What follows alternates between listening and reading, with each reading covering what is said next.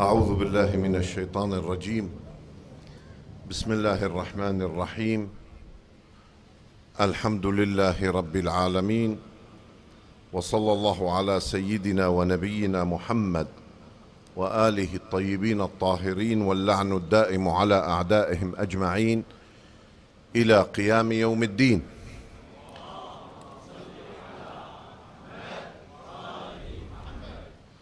صاحب السماحة العلامة الحجة الشيخ حسين آل ياسين، أساتذتي الفضلاء أصحاب السماحة والفضيلة، أيها الإخوة، أيتها الأخوات، السلام عليكم جميعا ورحمة الله وبركاته.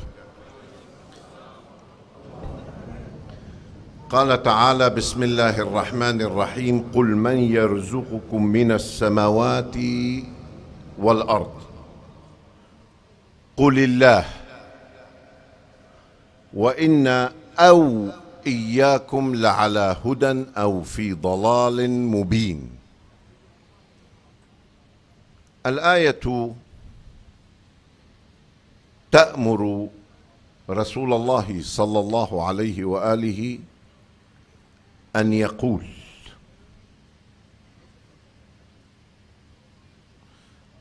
وما ورد عن أهل البيت عليهم السلام أن القرآن نزل بإياك أعني واسمع يا جارة. الله ما خاطب إلا من له لب، ورأس أولي الألباب رسولنا صلى الله عليه وآله.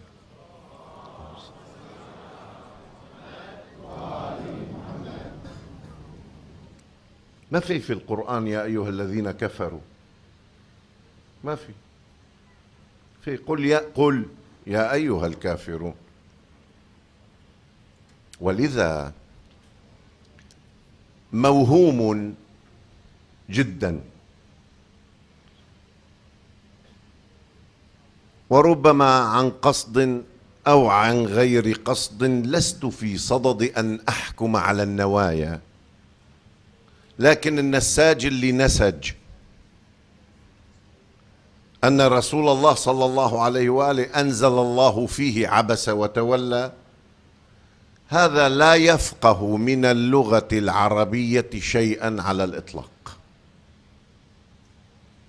لأنه من دون أن نستعين بأحاديث أهل البيت، وهم وأحاديثهم على راسنا، الآية تنضح بلغة واضحة يفهمها من قرأ شيئا من العربية.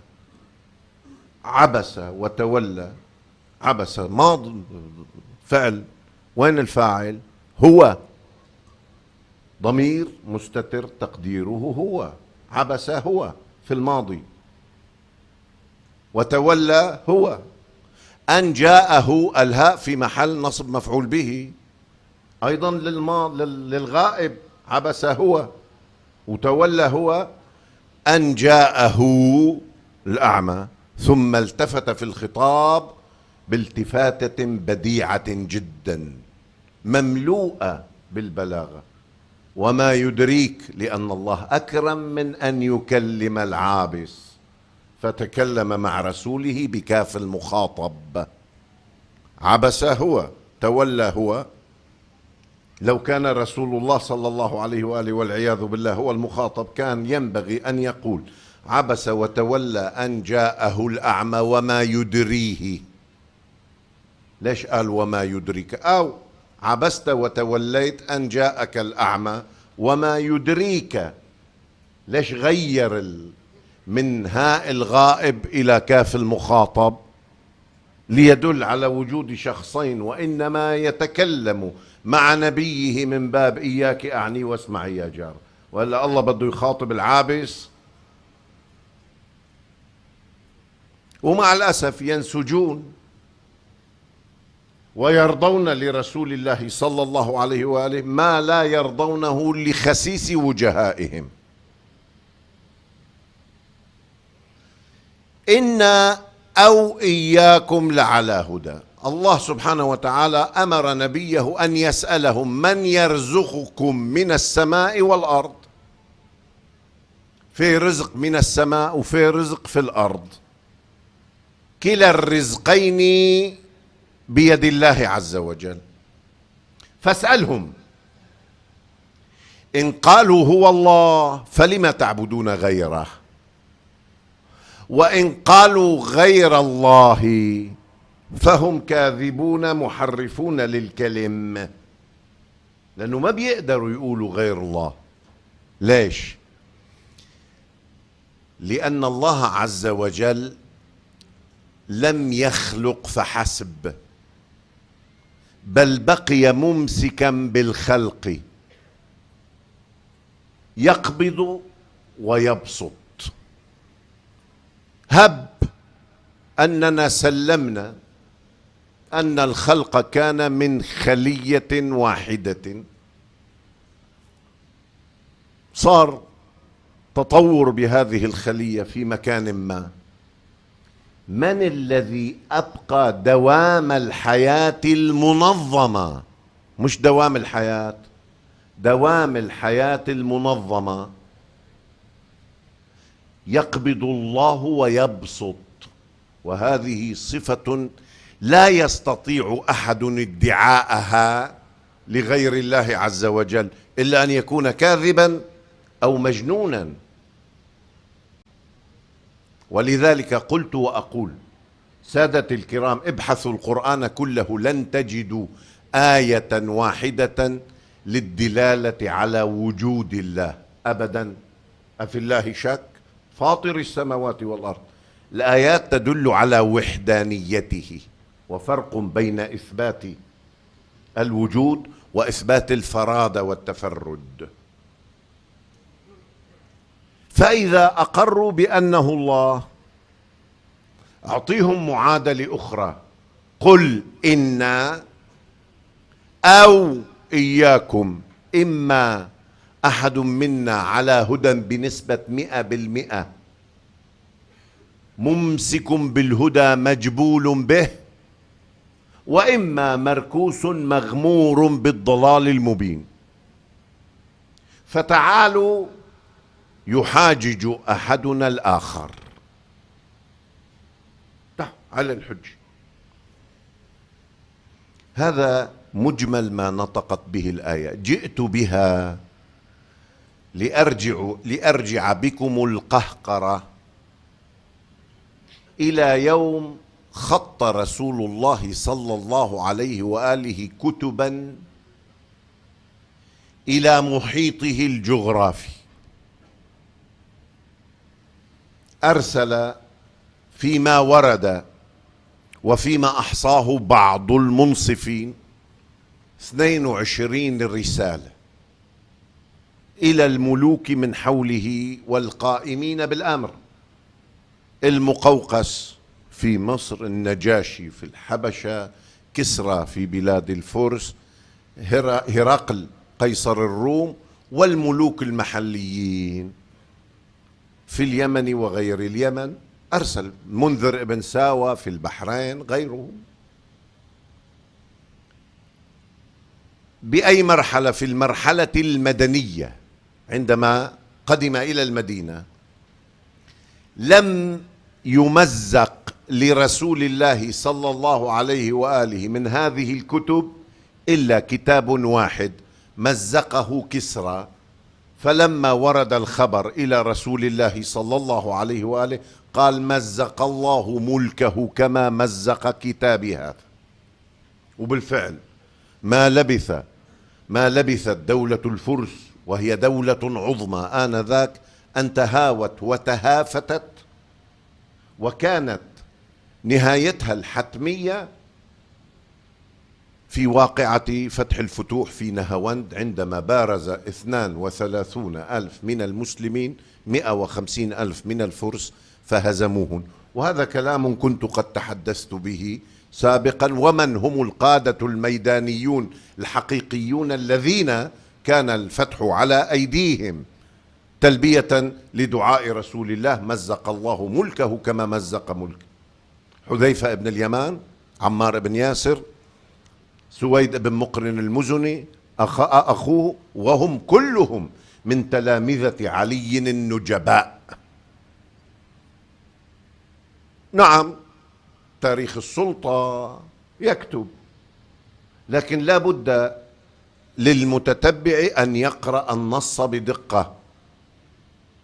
والتاريخ أيها السادة تحقيق مفتوح لا يملك أحد أن يغلق البحث فيه أبدا.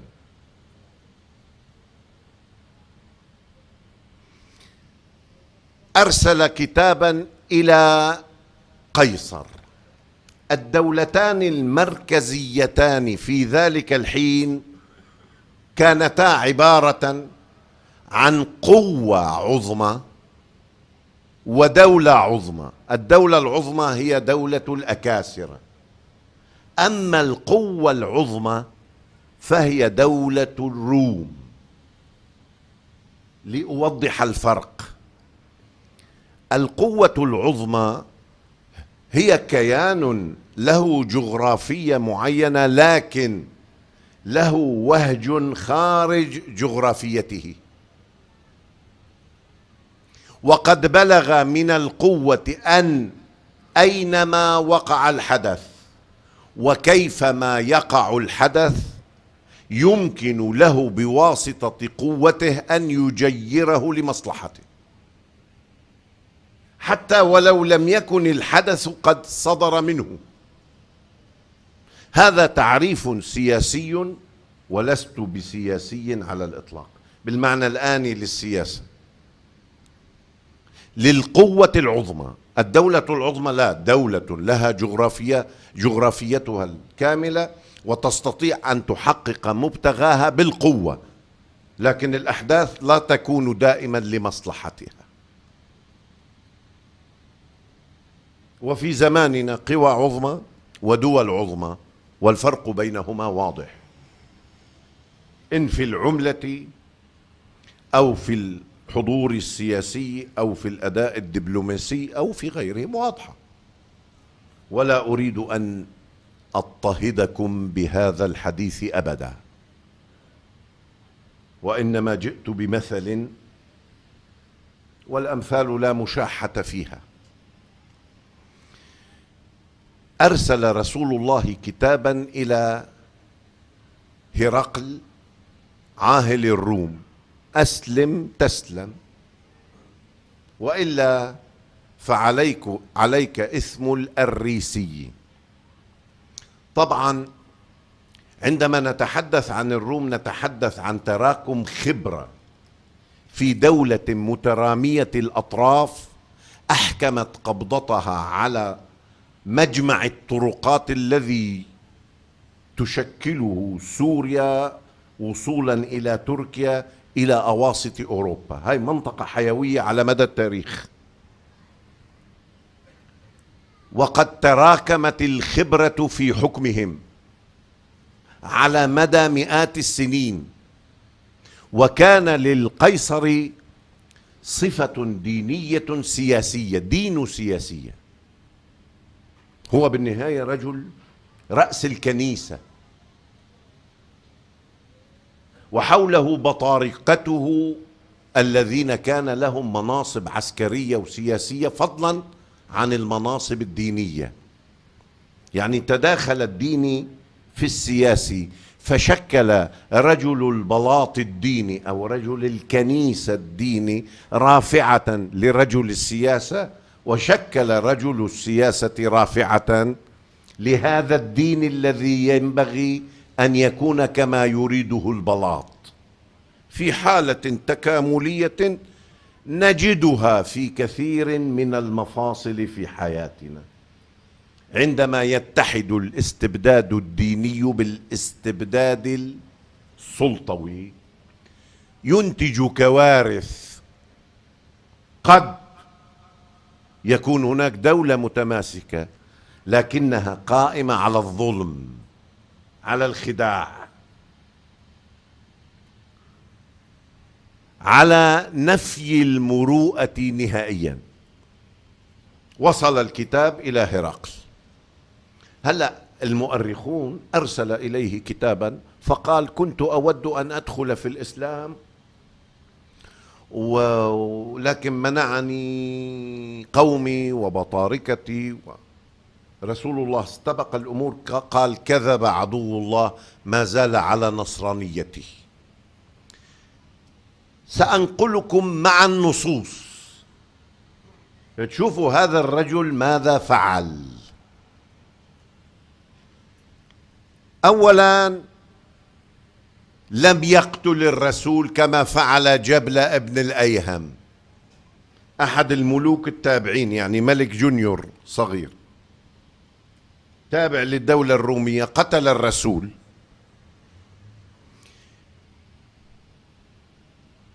رسول الله ساعة إذن صحيح: ادعو إلى سبيل ربك بالحكمة والموعظة الحسنة، لكن لا بد من إظهار الجانب التعبوي، أنني لست مهيض الجناح، ومش رجل من البادية من الصحراء معه 3-4 آلاف رجل عم يبعث كتب إلى رؤساء الدول والقوى العظمى آنذاك، لا. فكانت واقعة مؤتة كأنها ردة فعل على ما فعله جبل ابن الأيهم، وتحذير أولي للروم بأن الأرض تحتهم في جزيرة العرب إن حاولوا الدخول إليها أرض زئبقية رجراجة لا تسكن أقدامهم فيها على الإطلاق. تعليمات مشددة للحملة: الشهادة ثم الشهادة ثم الشهادة. فتقدم القوم على رأسهم جعفر بن أبي طالب، زيد بن رواحة، عبد الله بن رواحة، زيد بن حارثة، استشهدوا. هنا دخل عنصر مفاجئ اسمه خالد بن الوليد، التف بالجيش وعاد به، فعيره المسلمون في المدينة، وبقي إن من الزمن هو ومن معه يخاطبهم الناس بالفرارين، لأنه كان واضح أنه خلاف لتعليمات رسول الله صلى الله عليه وآله. أراد صلى الله عليه وآله أن يصدم الروم صدمة دموية استشهادية تجعلهم يعيدون الحسابات في كل ما يخططون له. إذا كانت مقدمة جيش محمد صلى الله عليه وآله 3000 يقارعون 120,000، وكادوا أن يسلموا فيهم سلمات لا تساد، فما بالك بمن بقي من الجيش في المدينة وما حولها؟ كل عاقل، كل عسكري تاري سيعيد الحسابات ويرسل العسس والعيون ليستكشف قبل أن يدخل في بطن الصحراء. هنا ردعهم رسول الله صلى الله عليه وآله في وقت كان يحتاج فيه إلى مراكمة فوائد القوة في جزيرة العرب، وخاصة أنه قادم على عام الوفود. ثم سمع بتحركات رومية مشبوهة، فانطلق بجميع المسلمين إلى تبوك، فلم يلق كيدا، مناوشات. حتى مؤتة بالميزان العسكري أكبر من مناوشة، أصغر من معركة كبيرة، معركة بحجم 3,000 فيهم قادة صدقوا ما عاهدوا الله عليه. لم يكن رسول الله صلى الله عليه وآله يريد أن يفتح حربا مع قوى عظمى أو دولة عظمى في محيطه. الأصل: ادعو إلى سبيل ربك بالحكمة والموعظة الحسنة، لكن أن أرسل لك كتابا فتقتل حامله، هذا خلاف كل الموازين. كل قواعد فض الاشتباك خرقت هنا. كان لابد من عمل مش عسكري، تعبوي. يقول: إن خلف الكتاب الذي أرسلته إليك قوة يمكن أن تتفلت تراها.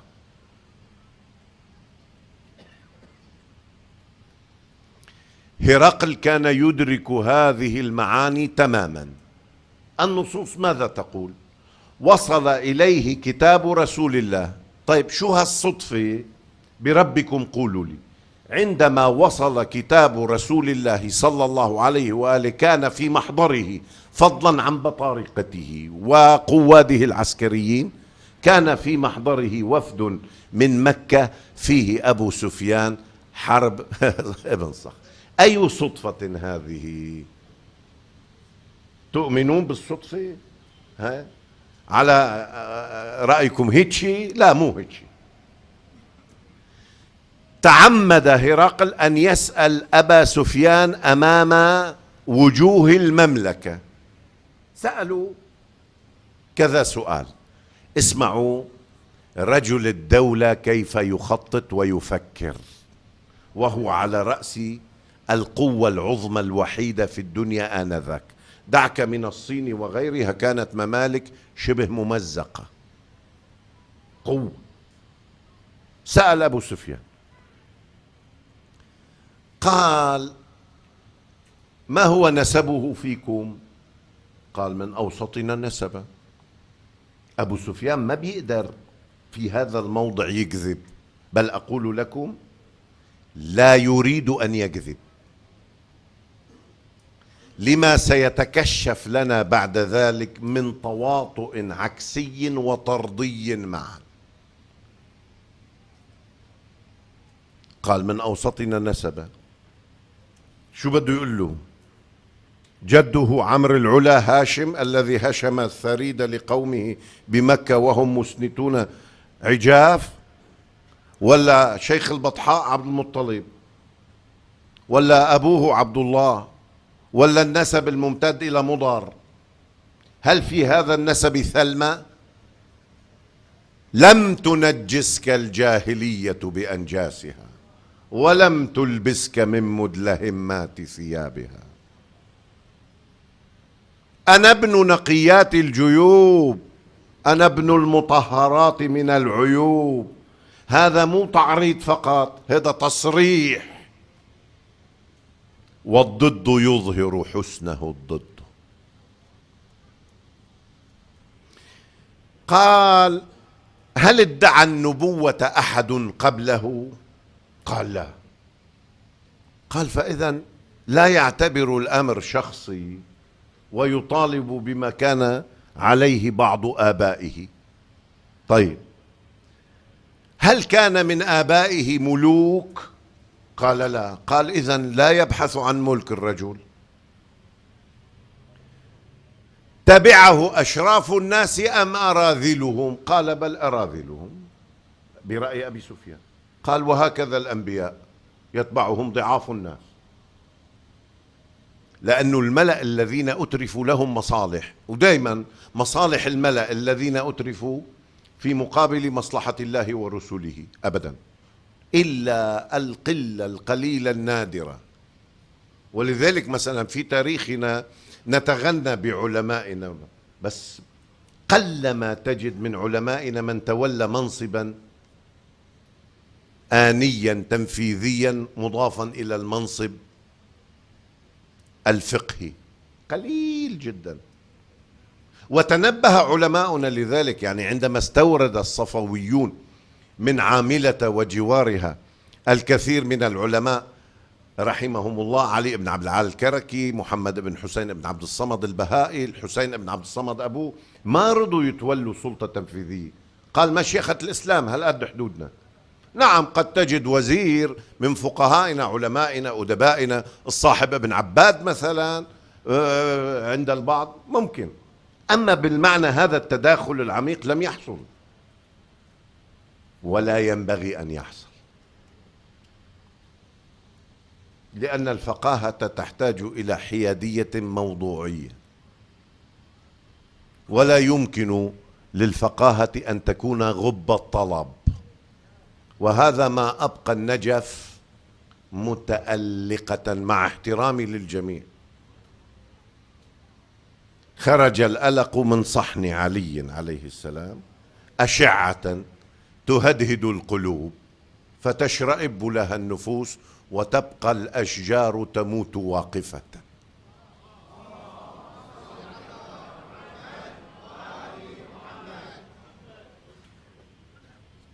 قال يزيدون أصحابه أم ينقصون؟ قال بل يزيدون. إذن البارومتر صعودي، المقياس صعودي. قال يرتد منهم أحد عن دينه؟ قال لا، نقتلهم نضربهم. قال هل قاتلتموه؟ قال نعم قاتلنا. قال كيف قتاله؟ قال قتال لا يتراجعون أبدا، والحرب بيننا سجال. مو سجال، مو كنت هربان أنت يوم بدر وشدخت الآناف يوم بدر، ويوم أحد حاولت جاهدا ولم تفلح، ويوم الأحزاب طحنتم بغضب من الله ورسوله ووليه.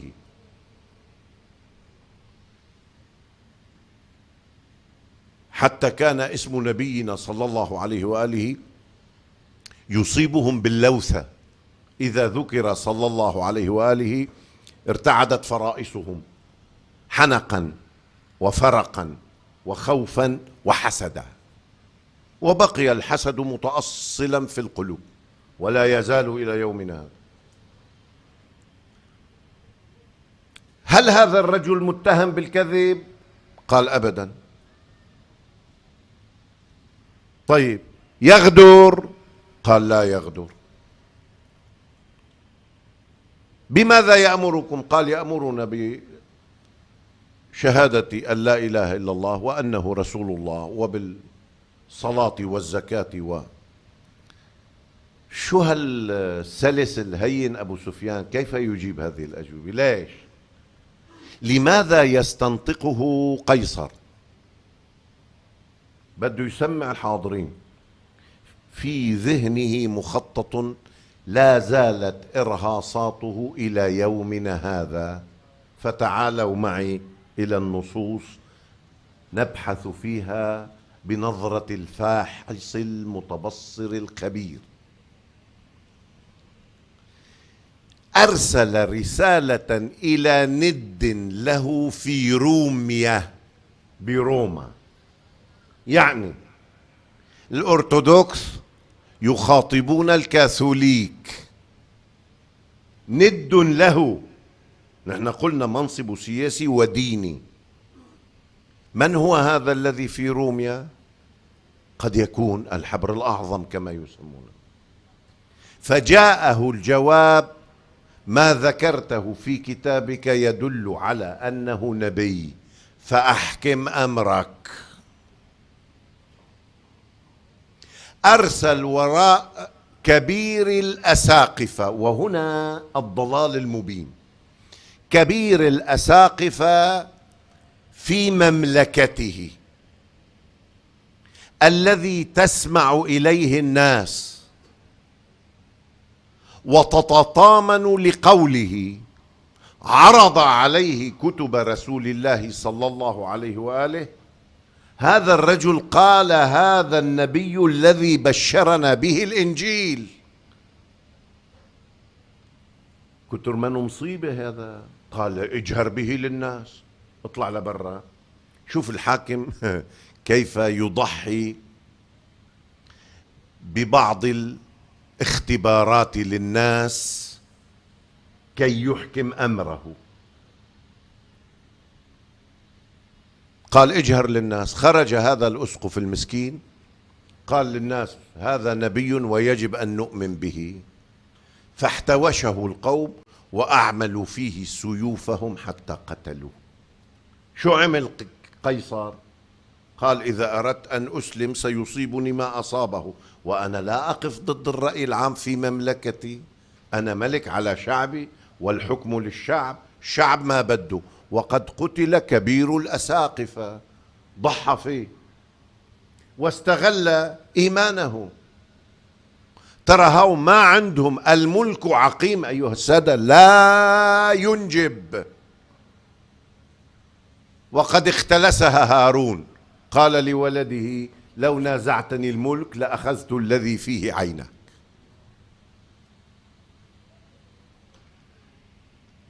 عندما قال رسول الله: كذب عدو الله ما زال على نصرانيته، أرسل إليه كتابا آخر قال: أسلم تسلم وإلا عليك إثم الأريسيين، فإن لم تفعل فخل بين الفلاحين وبين الإسلام.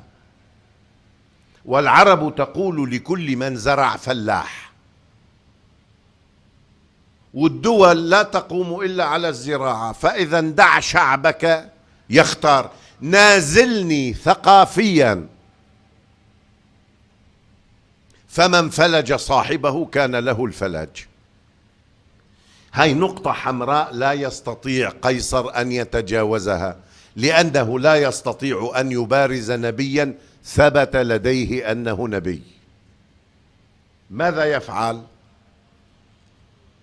شو بيساوي؟ بيجيب أبو سفيان، وربما ينبهه سرا أن لا تكذب كذبة وإلا سحبت لسانك، أريد الكلام متسلسلا أمام رعيتي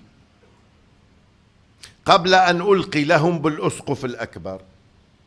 هنا تجد التناغم بين الهوس السفياني في إمبراطورية يسعى إليها، وبين رجل على رأس قوة عظمى يريد أن يحافظ عليها.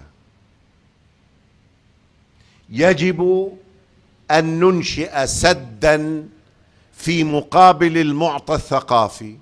كيف؟ بالعسكر. ولا صوت يعلو فوق صوت المعركة. من سنة 48 إلى اليوم في صراعنا مع الدولة المسخ، كم وكم قطعت رؤوس في بلادنا العربية تحت حجة أن لا صوت يعلو فوق قعقعة السلاح وفوق صوت المعركة. كم كمت الأفواه تحت هذا الشعار. العسكريتاريا لها بهرجة يقع في حبالها الكثيرون. لا بد من معركة، رغم أن رسول الله صلى الله عليه وآله قارب الجماعة مقاربة تعبوية وليست عسكرية. لم يفتح معركة معهم، عم يرسل لهم كتب ويراسلهم ويتقبل الهدايا من المقوقس ويتقبل إسلام النجاشي ويكتم على النجاشي إسلامه ويبقي معه جعفر ابن أبي طالب حتى يوم خيبر مع النجاشي، ومعه أقحاح الرجال خالد بن سعيد بن العاص وغيرهم من المسلمين الأوائل.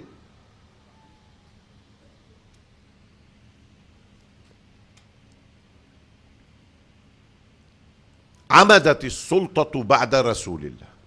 هنا اسمحوا لي أنقل من خارج السياق من نيقفوريوس المؤرخ الرومي الذي عاصر تلك الحقبة. يقول: دخل عليه البريد، وكان من عادة الملوك ألا يؤخر بريدا، ومعه أهل مملكته النخب. ما وراءك؟ قيصر. قال: مات نبي العرب. توفي رسول الله. أيضا من المفارقة ما سألوا كيف مات، قتل، مات موتا طبيعيا، ما سأل كيف مات. إذن عنده علم. قال: من ولي الأمر بعده، أهل بيته أم صحابته؟ قال: بل صحابته. قام عن كرسيه نيقفوريوس المؤرخ الرومي، رفع يده، قال: سلام عليك يا سوريا، سلام مودع غير راجع إليك أبدا. شو اللي صار؟ ثم انطلقت الجيوش، وانطلاقة غوغائية. تخيل عربي لابس جلابية إلى نصف ساقه، أحسن سلاحه، أحسن سلاحه قوس نشاب، سيف ليس من الحديد الزاهر، يعني الفولاذ الدمشقي الذي كان عليه تسليح الروم، وإذا معه ترس من جلد أو من حديد فيا هناه يندفع باتجاه أقوى قوة موجودة. ثم ما لبثنا أن وجدنا المدد يتلوه المدد من المدينة، ثم ما لبثنا أن وجدنا الروم ينهزمون في أجنادين وفي مرج الصفر وفي فحل، ثم اجتمعوا جميعهم. طيب كان قيصر في معركة اليرموك؟ أبدا. من كان القائد في معركة اليرموك؟ ماهان. ماهان منه؟ ملك الأرمن، يعني ملك محلي تابع للدولة. وأرثوذكسية الأرمن آنذاك أكثر تشددا من أرثوذكسية القسطنطينية. ما وجدنا إلا الروم ينهزمون هزيمة شنعاء، ثم تحتل دمشق صلحا تقريبا، ولا خبرة للعرب بهد الحصون ودكها. انت ما عم تحكي بخيم او بحديقة الموت او عند بني حنيفة او سعف نخل، عم تحكي بحجار، صخور، قلاع، واذا بها تفتح.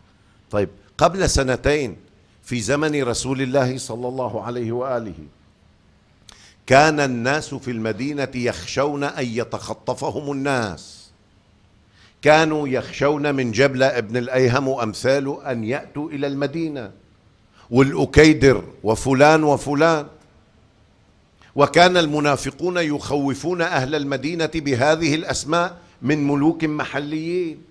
بعد سنتين يرحل هرقل إلى أنطاكيا ويترك دمشق لمصيرها، لكن يأخذ معه 4 من قبائل العرب المتنصرة لم نعد نسمع لهم ذكر في بلاد العرب أبدا. 4 من كبريات القبائل: غسان، عاملة، لخم، وجذام. طيب بقية القبائل العربية بقيت وهم متنصرة. مين هم؟ بقي الطي وربيعة وبهراء. طي وربيعة شو أنتجوا بعد أن دخلوا في الإسلام وحسن إسلامهم وحسن تشيعهم؟ طي وربيعة، ربيعة همدان يعني. مين أنتجوا؟ أنتجوا بنو جراح الطائيين الذين أسسوا دولة 12 شيعية وبنو حمدان في حلب، وبنو عمار في طرابلس، اللي كان القاضي ابن البراج الطرابلسي في زمانهم وفي زمن دولتهم، وكان الكراجوكي صاحب كنز الفوائد رحمهما الله هنا يطلب علما عند الشيخ المفيد. ولما انتقل بالحوزة الشيخ الطوسي وكان زميلا له يقول حضرت عنده تبركا شدا لعصبه قبل أن يعود فيرحل إلى طرابلس. هاي على الهامش.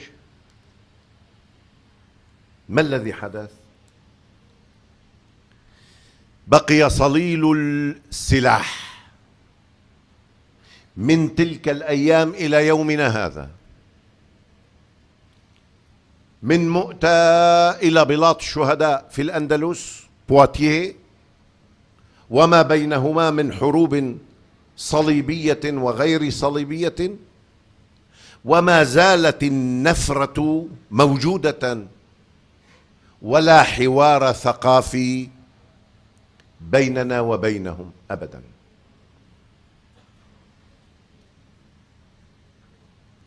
يوم غد أسأل الله أن يبقينا وإياكم من الأحياء سأستكمل البحث عن بصمات الروم التي قام ضدها أبو عبد الله الحسين.